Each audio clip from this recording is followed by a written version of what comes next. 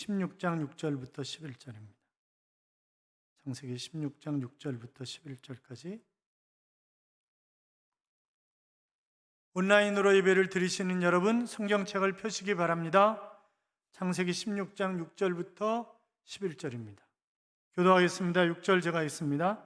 아브라함이 사라에게 이르되 당신의 여종은 당신의 수중에 있으니 당신의 눈에 좋을 대로 그에게 행하라 하매 사레가 하갈을 학대하였더니 하갈이 사레 앞에서 도망하였더라. 여호와의 사자가 광야의 샘물 곁 곧 술김 샘 곁에서 이르되 사레의 여종 하갈이 내가 어디서 왔으며 어디로 가느냐? 그가 이르되 나는 내 여주인 사레를 피하여 도망하나이다. 여호와의 사자가 그에게 이르되 내 여주인에게로 돌아가서 그 수하에 복종하라. 여호와의 사자가 또 그에게 이르되 내가 네 씨를 크게 번성하여 그 수가 많아 셀 수 없게 하리라. 여호와의 사자가 또 그에게 이르되 내가 임신하였은즉 하늘을 낳으리니 그 이름 이스라엘이라 하라. 이는 여호와께서 내 고통을 들으셨음이니라. 아멘. 아마 혹시 지하 샷다가 잠겨 있어가지고 가실 분들이 못 가시는 분이 있을지 몰라요. 그러니까 부교육자 가운데 누가 와서 혹시 그런 분이 있으면 샷다를 좀 열어드리세요. 같이 옆에 있는 사람들하고 인사하겠습니다. 주의 이름으로 잘 될 것입니다. 더 잘 될 것입니다. 끝없이 잘 될 것입니다. 아멘. 예배의 자리에 계신 여러분, 하나님이 틀림없이 여러분을 잘 되게 하셔서 이 한 주간이 행복한 한 주간의 삶이 될 줄로 믿습니다. 우리나라 사람들의 급한 성격을 표현하는 그런 이야기가 있습니다. 어떤 총각이 섣달 금음날 결혼을 했어요. 하루 자니까 새해잖아요. 그러니까 그 다음날 아침에 자기 부인한테 이렇게 얘기를 하더래요. 여보, 우리 결혼한 지 2년이야. 그런데 왜 애가 없어? 그렇게 이야기를 하더라는 거죠. 본문 앞에도 아브라함과 사레가 조급하게 판단하고 서둘러서 낭패를 당하는 그런 이야기가 나와 있습니다만, 창세기 12장 2절에 보면 너로 큰 민족을 이루고 내 이름을 창대하게 하리니 그랬습니다. 창세기 15장 4절 이하에 보면 내 몸에서 날짜가 내 후사가 되리라. 하늘을 우러러 무뼈를 셀 수 있나 보라. 또 그에게 이르시되 내 자손이 이와 같으리라. 그렇게 말씀하셨습니다. 그러니까 자손 주시겠다고 하는 그런 약속이잖아요. 그것도 한두 번 약속하신 게 아니에요. 자, 그런데 아브라함이 10년을 기다렸는데 자식이 없는 거예요. 그러니까 인간적인 그런 생각을 저버리지 못하고 인위적인 방법으로 이제 자식을 낳는 거죠. 결국 그것 때문에 가정에 불화가 생겨 여러 가지 화를 당하게 됩니다만, 여러분, 마음속에 있는 조급함이 약속을 의심하게 만드는 것입니다. 그러니까 기다리면 되는데 이걸 못 기다리라는 거예요. 이게 다른 방법 아니야? 내가 잘못 알고 있는 거 아니야? 이런저런 생각을 하면서 의심하는 것입니다. 그 다음 나가는 건 뭐예요? 인간적인 방법으로 문제를 해결해 나가게 되는 거죠. 분명히 이것은 큰 실수입니다. 하나님은 불변의 하나님이심을 믿으십니까? 그렇습니다. 하나님은 변함없으신 하나님이십니다. 그래서 창세기 17장 1절에 보면 나는 전능한 하나님이라 그랬고, 민수기 23장 19절에 보면 하나님은 인생이 아니시니 시건치 아니시고 인자가 아니시니 후회가 없으시도다. 어찌 그 말씀하신 바를 행치 않으시며 하신 말씀을 실행치 않으시랴 그랬습니다. 말라기 3장 6절에 보시면 나 여호와는 변역치 아니하나니 야곱의 자손들아 너희가 소멸되지 아니하느니라 그랬습니다. 자, 그러니까 하나님은 변역치도 아니하시고 시건치도 아니하시고 변함없이 길을 가시는 그런 하나님이신데, 그런데 우리가 그 하나님을 믿지 못하는 것입니다. 전능하신 하나님이신데 말입니다. 사람은 어려운 상황 속에서도 하나님을 신뢰하는 것을 소홀히 할 수 있지만, 잘 돼도 또 등 따스고 배부르면 딴소리한다 하는 그런 이야기가 있는 것처럼 잘 돼도 하나님을 등지는 사람들이 참 많이 있어요. 사랑하는 여러분, 이왕이면 하나님 쓰시는 위대한 거부가 되시기 바랍니다. 잘 됐을 때 우리가 조심해야 돼요. 그러니까 섰을 때 넘어질까 조심하라 그렇게 말씀하셨는데, 우리가 사무엘상 13장 8절 이하에 보면, 자, 사울을 하나님이 왕으로 세워주셨어요. 그가 왕이 될 만한 그런 충분한 자격과 조건을 갖추고 있는 사람이 아니지만 하나님의 은혜로 왕이 됐습니다. 그런데 자, 하나님이 세우신 사무엘 선지자가 와서 제사를 드려야 되는데 오지 않는 거예요. 오지 않으니까 백성의 마음이 흐트러지고 민심이 흉흉해지고 그러니까 이 왕인 사울이 자기가 제사장을 대신해서 사무엘 선지자를 대신해서 자기가 제사를 집례하는 것입니다. 그거 끝나고 나니까 사무엘이 바로 왔어요. 왕이 지금 뭘 했냐고 그랬더니 핑계를 댑니다. 제가 잘못했습니다. 이러면은 차라리 좋았을지 모르는데 백성은 저기서 멀어지고요. 선지자님은 정한 날에 오시지 않고요. 블레셋 사람들은 믹막스에 모여 있고요. 그래서 어쩔 수 없이 제가 하나님께 은혜를 구하기 위해서 부득불 제가 번제를 드렸습니다. 사무엘 선지자가 막 무섭게 책망을 하잖아요. 그러면서 왕이 당신을 버렸다. 그렇게 얘기를 합니다. 망령되이 행하였도다. 왕이 하나님의 명령을 지키지 아니하였도다. 이러므로 왕의 나라가 길지 아니하리라. 여호와께서 그 마음에 맞는 사람을 구하여 그 백성의 지도자로 삼으셨느니라. 이미 하나님 마음에 떠났다는 거죠. 여러분 보세요. 우리가 예배드리고 있는데 뒤에 대통령이 나타나셨어요. 목사님, 축도는 제가 하겠습니다. 되는 거예요, 안 되는 거예요? 있을 수가 없는 일이에요. 그거랑 똑같은 거예요. 지금 사울 왕이 똑같은 일을 한 거예요. 여러분, 이 조급함이 결국 사울로 하여금 그의 인생 종치게 만든 것입니다. 아브라함도 하나님께서 자손을 주시겠다고 여러 번 약속했으면 10년이 아니라 20년, 30년도 기다려야 되는 거 아니겠어요? 그런데 안 기다리는 거예요. 그가 자손을 주시겠다고 했을 때 아멘. 그래서 그 믿음을 하나님이 의로 여기셨다. 창세기 15장에 보면 그렇게 기록하고 있다고요. 그런데 못 기다려요. 못 기다려요. 사례도 마찬가지죠. 10년을 기다렸는데 내가 잘못 생각한 거야. 그때 얘기 잘못 들은 거지. 이러면서 아니 뭐 꼭 나를 통해서만 나야? 내 자식인가? 아니 내 남편 씨면 되잖아. 그리고 그렇게 해서 다른 여자에게서 나면 그놈 갖다가 내 무릎에다 앉히면 그러면 내 자식 되는 건데 뭐. 과거에 그랬거든요. 그때는. 그러니까 이거 내가 잘못 알고 있는 거야. 이래가지고 아브라함에게 자기 남편에게 속삭이는 거잖아요. 꼭 나를 통해서 애를 낳아야 되는 거냐고. 그러니까 하갈 있지 않냐고. 하갈하고 자라고. 그러면 어떻게 되는 거예요?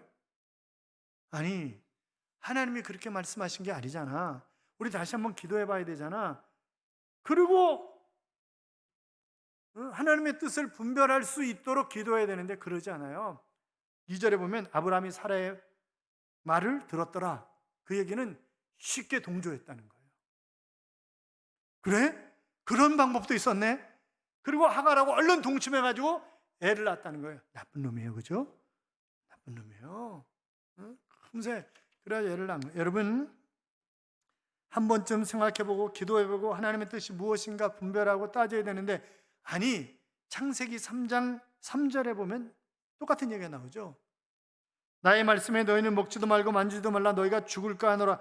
아니 그러면 이 말씀을 한 번쯤 새겨봐야 되잖아요. 하나님은 정령 죽으리라 그렇게 말씀하셨는데 여보 정령 죽는다고 그러셨잖아. 사단이 아무리 우리를 유혹해도 우리가 그 유혹에 넘어가면 안 되지. 그렇게 아담이 얘기해야 되는 거잖아요. 그러니까 아담이나 아브라함이나 믿음이 개떡인 거예요. 믿음이 없는 거예요. 믿음이 없으니까 홀랑 그냥 쉽게 넘어가는 거죠. 우리 민족이 조급함 때문에 굉장히 서두릅니다. 빨리 줘요. 빨리. 그래서 동남아 사람들이 한국말 빨리는 다 안 되잖아요. 동남아 식당 가보세요. 주문 받으면요 지가 소리쳐 주방에다 빨리 주문 받고 지가 소리친다고. 아마 동남아 여행 가신 분들 다 경험하셨을 거예요. 여러분 조급함은 내가 성공하는 것보다 실패할 확률을 훨씬 더 높게 만드는 것입니다. 믿음의 사람 아브라함이 조급함을 벗어나지 못해서 불의의 씨를 낳게 되고 가정에 불화가 생기고 아들을 불행의 눈으로 목격해야 하는 그런 삶을 살아야 했던 것입니다. 자, 인간적인 방법으로 자녀를 얻었습니다. 세상과 타협했습니다. 결과가 뭡니까? 그러니까 아마 아브라함이 이렇게 쉽게 아내의 말에 동조한 것을 보면 그도 자식을 얼마나 기다렸었겠는가 하는 그런 생각을 우리가 할 수 있죠. 자, 아브라함의 탐욕을 부추겼던 것은 살해의 유혹이었습니다. 그렇잖아요? 그러니까 남자분들 그거 잘 생각하셔야 돼요. 늘 여자는 어떻게 해요? 유혹하는 존재야. 늘 남자가 타락하도록 만드는 그런 존재가 여자예요. 뭐 여자분들 기분 나쁘게 생각해도 어쩔 수 없어. 난 성경을 얘기하는 거니까 지금. 응? 그러니까 그 유혹하지 않도록 본인이 정신을 차리고 믿음의 반석 위에 서야지. 그렇잖아요. 그러니까 가정 예배 드릴 때도 남편들이 여보 내가 인도할게. 좀 믿음이 아내보다 좀 없다 할지라도 그리고 그래야지. 믿음은 당신이 있잖아. 그러니까 당신이 해. 그러면 안 돼.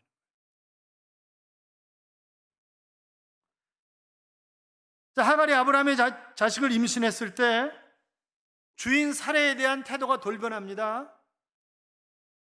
아니 사레가 본부인이잖아요. 정부인이잖아요. 그런데 임신을 못하잖아요. 나는 임신했어요. 그러니까 교만방자하는 거예요. 대드는 거예요. 사레한테 막 대들고 괴롭히고 난리를 치는 거예요. 그러니까 도저히 못 살겠으니까 이 사레가 아브라함에게 여보 당신 하갈을 택하든지 날 택하든지 둘 중에 하나를 택해. 그러니까 뭔 소리야, 내가 당신을 더 사랑하지, 당신 맘대로 해, 저 여자 당신 어차피 종이잖아. 그래가지고 마구 괴롭혀가지고 하갈을 내쫓는 거예요. 아니 원인 제공을 누가 했는데 자기가 했잖아요. 원인 제공을. 그렇잖아요. 그런데 괴롭혀가지고 그런단 말이죠. 여러분 그래가지고 일부 다처제가 되는 거예요. 예. 아브라함은 자기 가족들이 화합하지 못하고 시기하고 다투게 만들었던 것입니다. 하나님의 뜻을 저버리고 내 생각, 내 판단, 내 경험, 내 지식 가지고 행동하면 결국 그것 때문에 부메랑이 되어서 내가 고통을 겪게 되는 것입니다. 사랑하는 여러분, 하나님의 약속은 변함없는 줄로 믿습니다. 그분의 약속이 변조되는 것 아니에요.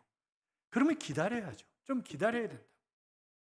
하나님은 서두르지 않습니다. 그분은 우리의 삶을 자기 아들의 모습으로 빚어내시는 끈기 있는 공예가이십니다. 그분은 기다릴 준비가 되어 있습니다.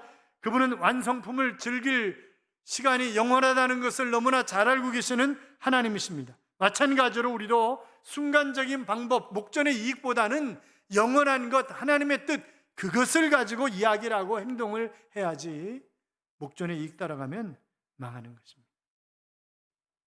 인터넷상에 미국의 크리스천 여성 작가가 하나님이 당신을 아십니다 라고 하는 그런 글을 올렸어요.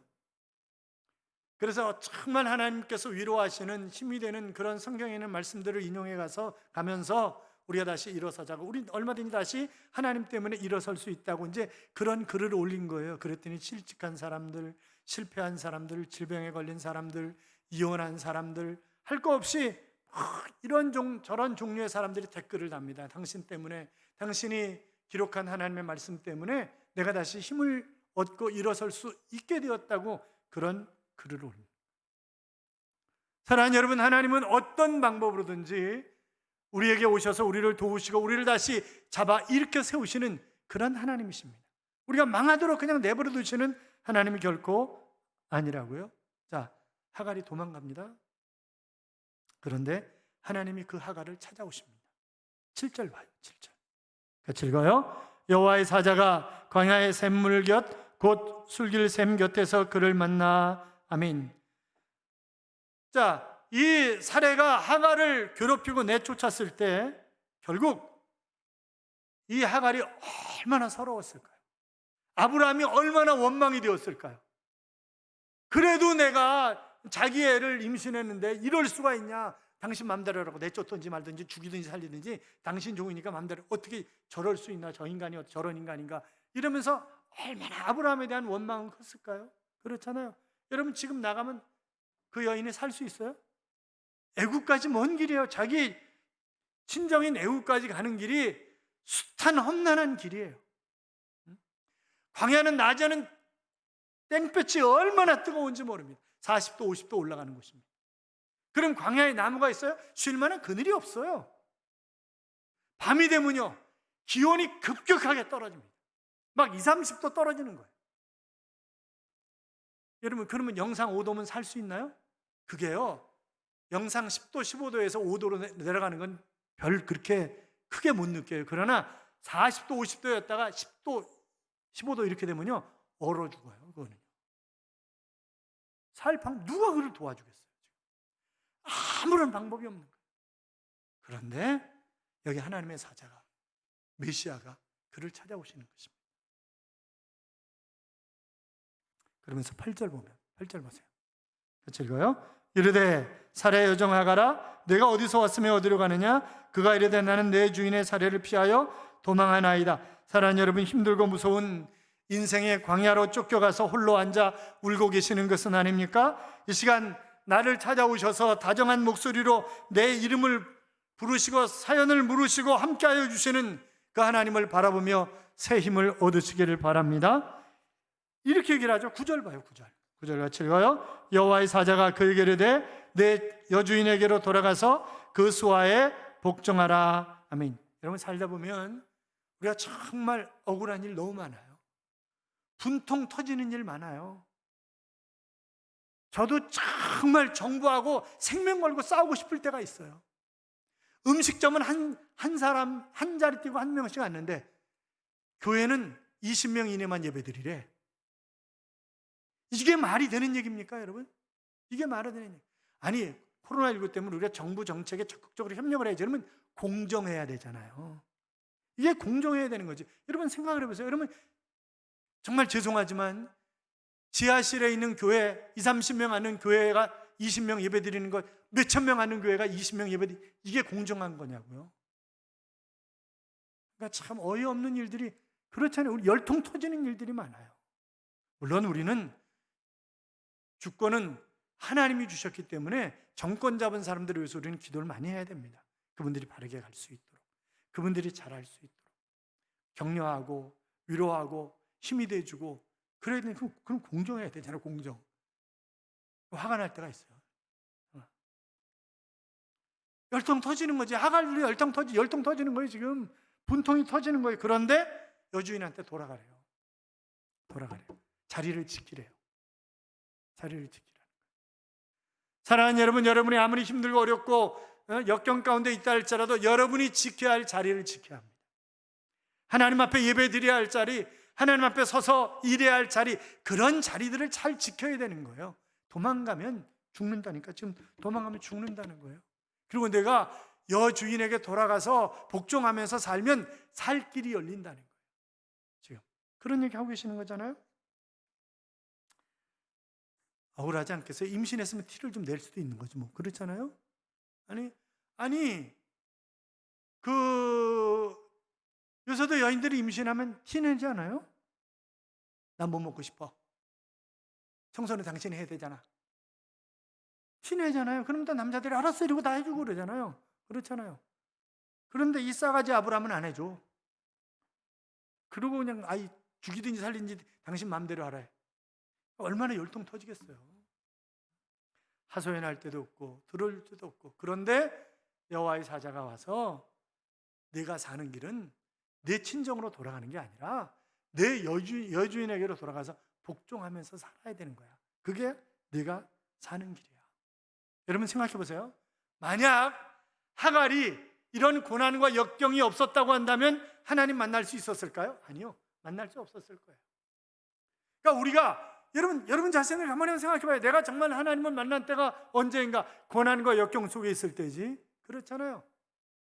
저도 수원제일교회 종탑 밑에서 하나님을 만났어요. 밤에 자면서. 그러니까 우리가 고난과 역경 속에서 하나님을 만나지 순경 속에서 하나님을 만나는 때가 거의 없어요. 그렇잖아요. 그러니까 이 여인은 고난이 바로 유익한 것이. 그래서 고난은 변장된 하나님의 복일 수 있다. 그렇게 얘기하는 것 아니겠어요? 그래서 내가 경험한 하나님 날 만나 주셨어. 그 하나님이 나에게 이렇게 말씀하셔서 평생 그것을 가슴에 안고 살지 않았겠냐고요. 이 하갈이. 그렇잖아요. 우리가 힘들고 어려워도 자리를 잘 지켜야 합니다. 하나님은 우리가 의지하는 우리 자신의 자존심과 우리의 교만과 세상의 이 지혜를 무너뜨리려고 불태워버리기 위해서 우리를 가끔 광야로 몰아넣는 때가 계세요. 그것을 내가 하나님의 훈련이구나 라고 생각을 하고 그 자리에서 잘 그것을 견뎌내야 하는 것입니다. 고난에서의 탈출은 내 뜻이 아니라 하나님이 허락하시는 때에만 가능한 것 아니겠습니까? 그러므로 그리스도인들은 때로는 고난을 참고 주께서 원하시고 허락하신 그 고난의 강을 묵묵히 건너갈 수 있어야 하는 것입니다. 자, 그럴 때 하나님은 어떤 약속을 하시는가? 10절 봐요. 같이 읽어요. 여호와의 사자가 또 그에게 이르되 내가 네 씨를 크게 번성하여 그 수가 많아 셀 수 없게 하리라. 아멘. 자, 위로하시고 뭐라고요? 큰 민족을 이루게 하시겠다는 거예요. 물론 메시아가 오시는 약속의 씨는 아브라함과 이삭과 이 계보로 이어가지만 이 이스마엘은 약속의 자녀는 아니지만 그러나 하나님이 하갈을 불쌍히 여기셔서 바로 큰 민족을, 내 자손이 큰 민족을 이루게 하겠다, 내 아들을 통해서 큰 민족을 이루게 하겠다 하는 그런 약속을 하고 계시는 것을 볼 수 있는데, 이것은 창세기 17장 20절에서 다시 한번 확인이 되고 창세기 25장 12절부터 성취되는 그런 모습을 우리가 볼 수 있습니다. 여러분, 이스라엘 백성들이 자기들만 선민이라고 하는 거잖아요. 우리는 개돼지라고 얘기하는 거 아니에요? 이스라엘 백성들이. 그러나 요한복음 3장 16절에 하나님이 이스라엘만 사랑하사 독생자 예수 그리스도를 주셨으니 그렇게 말씀하지 않으셨어요. 하나님이 세상을 사랑하사 그렇게 말씀하셨지 이스라엘만 사랑하신 게 결단코 아니라고. 그 샘플이에요. 그들은 샘플. 그렇잖아요. 샘플이라고요. 사랑하는 여러분, 우리가 나를 사랑하고 나와 코드가 맞는 사람, 그런 사람들만 사랑하면 그건 쫌팽이에요. 그건 하나님의 자녀가 아니에요. 우리가 마음을 넓게 열고 나를 괴롭히고 힘들게 하는, 그래서 원수도 사랑하라고 한 거 아니에요? 오히려 그를 위해서 축복하고 기도하라고 그러면 그 머리 위에 숯불을 피워놓은 것 같다, 이렇게 말씀하신 거잖아요. 그러니까 우리가 그들을 다 품어야지. 그러니까 넓게 품는 그런 삶을 살아야 그 삶이 소금과 빛의 삶이 되는 것이지, 그렇지 않으면 세상 사람과 다를 것이 아무것도 없는 것 아니겠습니까? 자, 어떻든 하나님은 언제나 인생의 광야에서 위기 가운데 우리를 만나주시고 우리에게 복을 주시는 하나님이십니다. 야곱도 그러잖아요. 야곱도 도망가잖아요. 에서를 피해가지고 삼촌 집으로 36개의 주랭랑을 치잖아요. 그런데 베델에서 돌베개를 베고 자다가 꿈을 꿨는데 이제 사닥다리가 땅에서부터 하늘까지, 그리고 천사가 오르락 내리락 하는 그런 장면을 보여주시면서 결단코 내가 너를 떠나지 않는다, 그런 약속과 자손에 대한 약속과 이런저런 약속들을 하시는 것을 우리가 볼 수 있지 않냐 이 말이죠. 또 요셉도 마찬가지잖아요. 종으로 팔려가가지고 보디발 장군의 집에서 죽기 살기로 일해서 가정 총무가 되었는데 그 보디발 장군의 아내가 유혹하는 거 그거 뿌리쳤다고 저놈이 나를 겁탈하려고 그랬다고 그래가지고 결국 감방 안에 들어갔고, 그런데 꿈을 해석하는 그런 지혜를 하나님이 주셔서 그가 애굽의 총리가 되고 하나의 민족을 형성하는 데 결정적인 기여를 하는 것을 우리가 볼 수 있지 않냐 말이죠. 창세기 39장 2절 이하에 보면 하나님께서 요셉을 형통하게 하심으로, 그런 표현이 계속 나와요. 하나님 함께 하셨다, 하나님 형통하게 하셨다. 다니엘 사자굴 속에 들어가서 죽을 수밖에 없는 그런 상황이었지만 사자의 입을 하나님 막으시잖아요. 그리고 그가 바벨론에서 아름답게 쓰임받는 그런 삶을 살아가는 것, 우리가 성경 속에서 역사 속에서 확인할 수 있는 것 아니냐 이 말이죠. 사랑하는 여러분, 하나님은 나에게 찾아오셔서 나와 함께 하시는 하나님이신 줄로 믿습니다. 뿐만이 아니라 그 하나님은 나의 기도를 들으시는 하나님이세요. 자, 11절 봐요. 11절 같이 읽어요. 여호와의 사자가 또 그에게 이르되 내가 임신하였은즉 아들을 낳으리니 그 이름을 이스마엘이라 하라. 이는 여호와께서 내 고통을 들으셨음이니라. 아멘. 아들을 낳을 것인데 이름을 뭐라고요? 이스마엘이라. 이것은 여호와께서 내 고통을 들으셨다라고 하는 그런 의미입니다. 여러분, 우리가 고통 가운데 기도하는 그 기도를 하나님이 들으시는 줄로 믿습니다. 여기 내 고통이라고 번역된 안예크라고 하는 단어는 6절과 9절에 동사인 아나와 같은 어원을 가지고 있는 그런 단어이기 때문에 하갈과 연결된 것이라고 하는 그런 것임을 우리가 알 수 있습니다만, 하갈은 결국 광야에서 고난 중에 찾아오신 하나님을 만난 후에 그 하나님의 이름을 칭하여 엘로이라고 그렇게 이야기합니다. 엘로이라고 하는 말은 나를 아시는 하나님이라고 하는 거예요. 하나님 나를 아시면 되죠. 그렇잖아요. 나를 아시는 하나님. 광야 같은 힘들고 어려운 세상에서 하나님이 우리를 아신다고 하는 것이 얼마나 큰 복입니까? 자, 그러니까 하갈이 이스마엘 부를 때마다 고통 가운데 들으셨다. 하나님이 어떻게 하셨는가라고 하는 것을 늘 기억하면서 자기 자식을 부르지 않았겠냐고요. 사랑하는 여러분, 여러분도 그런 체험을 하시기를 주님의 이름으로 축원합니다. 하나님은 아브라함에게만 함께 하시는 하나님이 아니라 하갈에게도 함께 하시는 하나님이세요.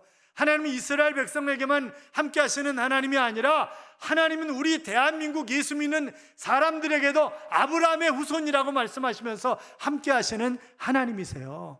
우리가 착각할 때 많아요. 나 같은 사람, 나같이 예수 잘 믿고 그런 사람에게만 함께 하시는 아니라고요. 나에게 있는 하나님의 형상이 저 사람에게도 하나님의 형상이 있다고요. 저 사람도 하나님의 자녀라고요. 그렇기 때문에 우리가 공정하게 대하고 함께 더불어 하나님의 나라를 확장해가는 일에 아름답게 쓰임받는 그런 삶을 우리가 살아가야 하는 것입니다. 그러면서 이스마엘과 이스마엘 후손들이 어떻게 살아갈 것인가 라고 하는 그런 표현을 들나귀 같을 것이다, 제멋대로 뛴다 이 말이죠. 누가 길들일 수가 없다는 거예요. 그러니까 이스마엘 후손들은 평화를 이루는 사람들이 결단코 아니라는 거예요.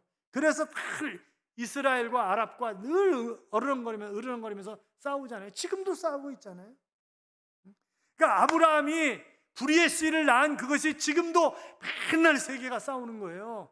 아마 3차 세계대전도 그쪽을 중심으로 해서 요한계시록에 2만만이 그랬으니까 어마어마한 사람들이 모여서 전쟁을 치르게 될 것이라고.